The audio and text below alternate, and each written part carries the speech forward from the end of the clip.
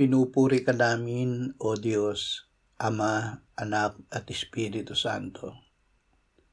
Salamat, Ama, na ibinigay mo sa amin si Jesus na iyong anak, na namatay para sa aming kasalanan, iyong muling binuhay, iniakyat at iniluklok sa iyong kanan sa langit.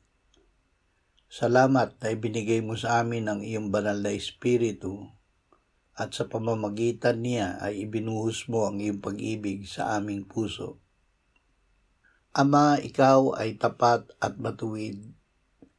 Bigyan mo kami ng kapakumbabaan na kung kami ay magkasala ay agad naming ipahayag ito sa iyo. Salamat na kami ay iyong patatawarin at lilinisin sa lahat ng aming kalikuan. Amen.